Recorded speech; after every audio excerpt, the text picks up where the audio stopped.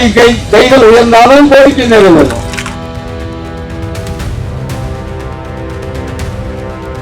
எதிர்கட்சியாக இருக்கும் பொழுது உங்கள் மீது பற்றும் பாசமும் ஆட்சியாளர்களுக்கு வருது. அது எந்த ஆட்சியாக இருந்தாலும், எதிர்கட்சியாக இருந்தால் மட்டும் அவர்களே ஆளுங்கட்சியாக வந்துட்டு அவங்க கோரிக்கை எல்லாம் மறந்துடுறாங்க.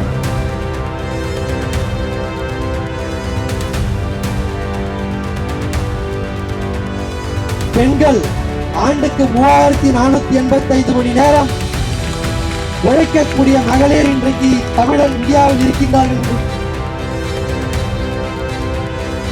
இங்கே திரளாக குழுமிருக்கிற அங்கன்வாடி ஊழியர்களே, உதவியாளர்களே, பல்வேறு மாவட்டத்திலிருந்து வருகை தந்திருக்கிற இந்த சங்கத்தினுடைய நிர்வாகிகளே, உங்கள் அனைவருக்கும் முதலில் என்னுடைய வணக்கத்தை நான் தெரிவித்துக் கொள்கிறேன். அநேகமாக இந்த கூட்டம் ஒரு கடுமையான வெயிலில் நடைபெற்றுக் கொண்டிருக்கிறது. இந்த கூட்டத்தில் கலந்து கொள்வதற்கு எனக்கு அழைப்பு கொடுத்த பொழுது வேறு ஏதோ ஒரு இடத்தை சொன்னார்கள். ஆனால் இப்பொழுது நமது அருமை தோழர் கண்ணன் அவர்கள் இந்த ஆத்துக்கரை ஓரமா வாங்க என்று சொன்னார்.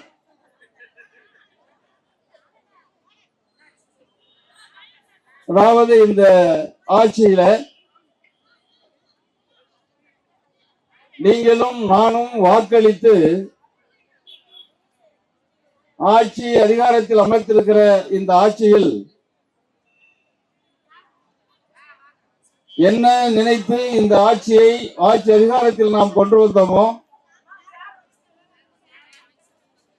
அது ஒன்றும் நிறைவேறல. போராட்டம் நடத்துவதற்கு கூட நம்முடைய போராட்டம் பொதுமக்கள் மத்தியில் சென்றடையக்கூடாது என்பதற்காக இப்படியான இடத்திற்கு நம்மளை ஆட்சியாளர்கள் தள்ளுகிறார்கள். ராஜரத்னம் ஸ்டேடியம் அந்த பக்கத்துல நம்ம கூட்டம் போட்டிருந்தா பொதுமக்களுக்கு தெரியும். நம்முடைய ஆயிரக்கணக்கான பேர் திரண்டு இருக்கிறீங்க.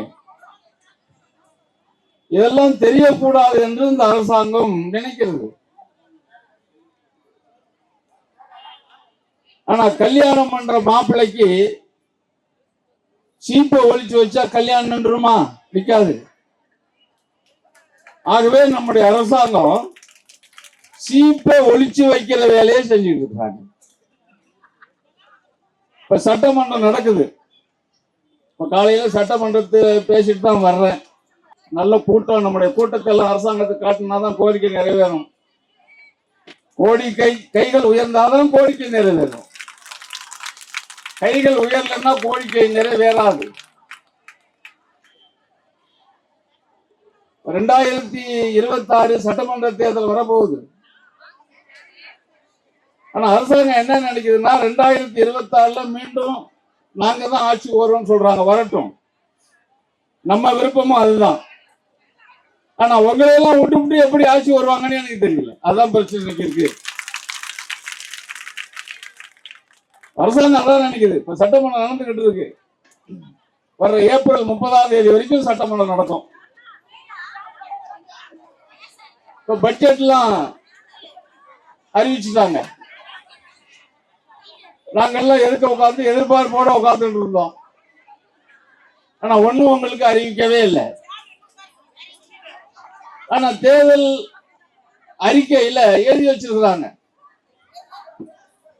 கூட நம்முடைய தோழர் முன்னாடி பேசுகிற பொழுது 330 உங்களுடைய கோரிக்கை 330. கடந்த கால ஆட்சியில இன்றைக்கு ஆட்சி அதிகாரத்துக்கு வந்திருக்கிறவங்க கடந்த காலத்தில் எதிர்கட்சியாக இருக்கிற பொழுது நாங்கள் ஆட்சிக்கு வந்தால் அங்கன்வாடி ஊழியர்களை பணி நிரந்தரம் செய்வோம், அவங்களுக்கு சுயமரியாதையான சம்பளம் கொடுப்போம் என்று சொல்றாங்க. என்ன நடக்குதுன்னா, ஆளுங்கட்சியாக இருக்க எதிர்கட்சியாக இருக்கும் பொழுது உங்கள் மீது பற்றும் பாசமும் ஆட்சியாளர்களுக்கு வருது. அது எந்த ஆட்சியா இருந்தாலும், எதிர்கட்சியா இருந்தா மட்டும் அவர்களே ஆளுங்கட்சியாக வந்துட்டா அவங்க கோரிக்கை எல்லாம் மறந்துடுறாங்க. இப்ப அங்கன்வாடி ஊழியர்களுக்கு பணி நிரந்தரம் செய்யணும், காலமுறை ஊழியர் வழங்கணும் நாங்க பேசிருக்கிறோம். ஆனா பல பத்திரிகைகளை நாங்க பேசுறதெல்லாம் போட மாட்டோம். ஒரே ஒரு பத்திரிகையில் தான் நாங்க பேசுறதெல்லாம் போடுறோம். ஏன்னா அந்த பத்திரிகையை கூப்பிட்டு இவ்வளவு பேசி திரும்ப ஏன் நீங்க போடலன்னா, இதுதான் நீங்க எப்பொழுதும் பேசிட்டு இருக்கீங்களேங்கிறான். பத்திரிகையில போடுற மாதிரி பேசுறாங்க. அது எப்படி பத்திரிகையில போடுற மாதிரி பேசுறது நமக்கு தெரியல. நாங்க உங்களை பற்றி தான் பேசுவோம், அதுக்காக தான் நாங்க போயிருக்கிறோம். இவன் பத்திரிகையில போடுற மாதிரி எல்லாம் எங்களுக்கு பேச தெரியாது. ஆகவே இந்த அரசாங்கம் உங்களை எல்லாம் கவனிக்கிற மாதிரி இல்லை இன்னைக்கு இருக்கிற நிலைமை வரைக்கும். இப்ப பட்ஜெட்ல கேட்டோம், அங்கன்வாடி ஊழியர்களுக்கு ஒண்ணு இல்லையன்னு சொல்லி மானிய கோரிக்கை வரும், அதுல ஏதாவது சொல்லுவாங்க. மானிய கோரிக்கையில என்ன வரப்போகுதுன்னு தெரியல. ஆகவே இப்படி உங்களை எல்லாம் இதே மாதிரி எத்தனை ஆண்டுகளாக வச்சிருக்கிறாங்க? 50 ஆண்டுகளாக நம்ம போராடி இருக்கோம். 1 வருஷம் 2 வருஷம் இல்ல. இது ஒரு முக்கியமான துறை. இந்த அங்கன்வாடி ஊழியர்கள் அவருடைய பணி குழந்தைகளை வளர்ப்பது, குழந்தைகளை போஷாக்க உள்ளவர்களாக வளர்ப்பது. இன்றைய குழந்தைதான் நாட்டினுடைய எதிர்கால சந்ததி. இன்றைய குழந்தைதான் எதிர்கால இந்த நாட்டினுடைய குடிமகன். அப்படி ஒரு ஆரோக்கியமான, ஒரு அறிவுபூர்வமான, உடல் நலத்தோடு குழந்தைகளை வளர்த்து ஒரு சிறந்த குடிமகனாக ஆக்கக்கூடிய ஒரு முக்கியமான துறையிலே பணியாற்றக்கூடிய நம்மை அரசாங்கம் 50 ஆண்டுகளாக ஏமாற்றி வருகிறார்கள். இது ஏமாற்றம் தான் சொல்லணும். வாய்ப்பு கிடைக்கிற பொழுது அப்படிதான் பேச போறாங்க. கடுமையா சட்டமன்றத்தில் உங்களுக்காக பேசிக்கிட்டு இருக்கிறோம். நாங்க சட்டமன்றத்தில் கிளம்பினாலே எதிர இருக்கிற மந்திரி சொல்லுவாரு, நீங்க இப்ப இதுதானே பேச போறீங்க. ஆகவே அப்படி உங்களுடைய கோரிக்கைகளை நாங்கள் சட்டமன்றத்தில் பேசிட்டு இருக்கிறோம். நம்முடைய தொழிற்சங்கம் உங்களுக்காக போராடிட்டு இருக்காங்க. ஏதோ நாங்க சட்டமன்றத்தில் பேசுறதுனால மட்டும் அல்ல, நம்முடைய தொழிற்சங்க தலைவர்கள் பேசியதால் மட்டும் உங்களுடைய கோரிக்கைகள் நிறைவேறாது. ஒற்றுமை தான் நம்முடைய கோரிக்கைகளை வென்றெடுக்கும். இதெல்லாம் பார்க்கிற பொழுது ரொம்ப மனசுக்கு ரொம்ப சந்தோஷமா இருக்கு. இவ்வளவு கடுமையான வெயிலிலும் இந்த போராட்டத்தில் நீங்க பங்கேற்கிறீங்கன்னு சொன்னா உங்களுடைய உணர்வுகளை எங்களால் புரிந்து கொள்ள முடிகிறது, என்னால் புரிந்து கொள்ள முடிகிறது. உங்களுடைய உணர்வுகளை, உங்களுடைய போராட்ட உணர்வுகளை வருகிற சட்டமன்ற கூட்டத்தொடரிலே தொடர்ந்து நான் பேசுவேன், தொடர்ந்து எழுப்புவேன், உங்களுக்காக குரல் கொடுப்பேன். உங்களுடைய கோரிக்கைகள் நிறைவேறுகிற வரையில் இந்திய தொழிற்சங்க மையமும் எங்களை போன்ற மக்கள் பிரதிகளும் உங்களோடு இருப்பார்கள். நீங்கள் ஒற்றுமையாக களத்தில் இன்று போராட வேண்டும் என்ற நேரத்தில் கேட்டு இந்த உணர்வு பூர்வமான, இந்த உணர்வு மிக்க இந்த போராட்டத்தை துவக்கி வைத்து விடைபெறுகிறேன். நன்றி, வணக்கம். தோழே, மாநில பொதுச்செயலாளர் மிக அருமையான ஒரு எழுச்சியான ஒரு கோரிக்கை விளக்க உரையை நிகழ்த்தியிருக்கின்றார். தமிழகத்தில் இருக்கக்கூடிய ஆட்சியாளர்கள் சாதாரண ஒரு விஷயம், மதியானம் 12 மணிலேருந்து சாயந்தரம் 4 மணி வரைக்கும் யாரும் வெளியில போகாதீங்க, அதுவும் குறிப்பாக வயதானோர் மட்டுமல்ல குழந்தைகள் உட்பட யாருமே மேக்சிமம் வெளியில போகாதீங்க என்று சொல்லக்கூடிய காலத்தில் மிக அற்புதமான அரசாங்கத்தினுடைய செவிப்பறையை கிழிக்கக்கூடிய வகையிலே இந்த மாநாட்டிலே பங்குபடுத்திருக்கக்கூடிய உங்கள் அனைவருக்கும் பாராட்டுக்களை அரசு சங்கத்தின் சார்பில் தெரிவித்துக் கொள்கின்றோம். அரசு சொல்வது போல இந்த கோடை வெயில்ல வெளியில போகக்கூடாது என்று சொல்லும் பொழுது பள்ளிக்கும் கல்லூரிக்கும் விடுமுறை விடக்கூடிய இந்த அரசாங்கம் சாதாரண குழந்தைகள் வரக்கூடிய இந்த அங்கன்வாடி மையத்தை கோடை விடுமுறை விடாமல் இருப்பது என்பது எந்த விதத்திலும் மனிதாபிமானமற்ற செயலாக கருத வேண்டிய அவசியம் ஏற்படுகிறது.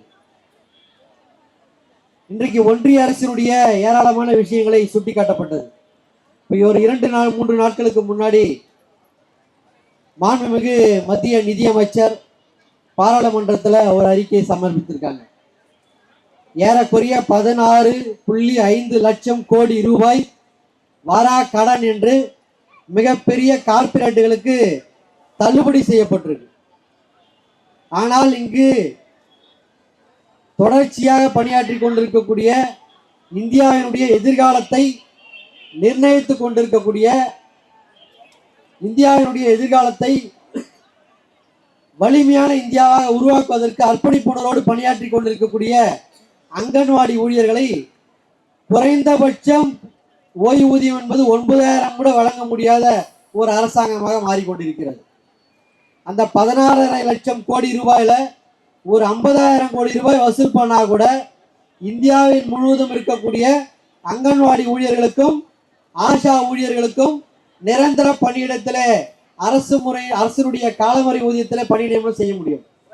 ஆனால் இன்றைக்கு இருக்கக்கூடிய ஒன்றிய அரசு ஊழியர்களுக்கும் தொழிலாளர்களுக்கும் எதிராக கார்ப்பரேட்டுகளுக்கு ஆதரவாக இருக்கக்கூடிய நிலைமை என்பது இந்த ஒரு விஷயத்திலேயே தெரியக்கூடிய வகையில் இருக்கு.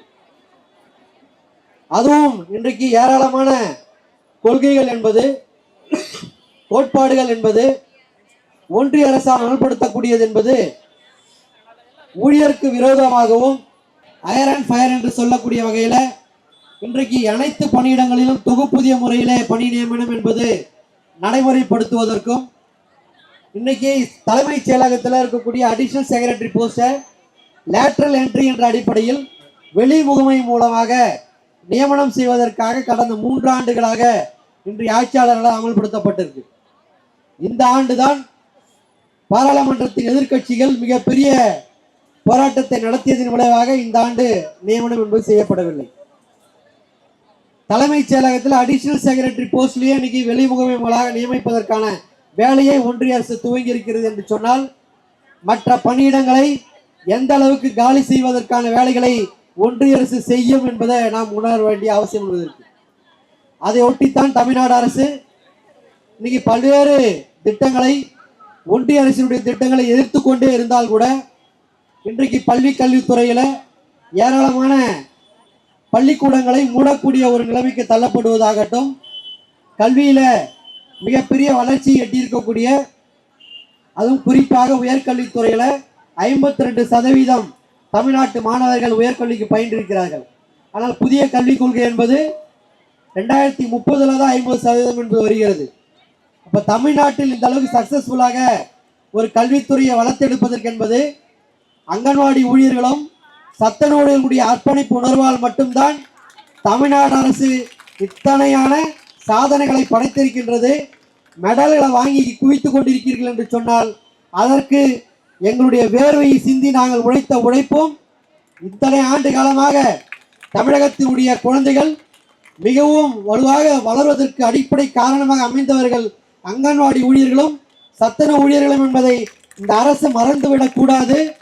மறந்தும் இந்த காலத்தில் இருந்துவிடக் கூடாது என்பதற்காகத்தான் சட்டமன்ற கூட்டத்தொடர் நடந்து கொண்டிருக்கும் பொழுது இந்த கோரிக்கை விளக்க மாநாடு என்பது நடந்து கொண்டிருக்கின்றது. மாண்புமிகு தமிழ்நாடு முதலமைச்சர் அவர்கள் நான்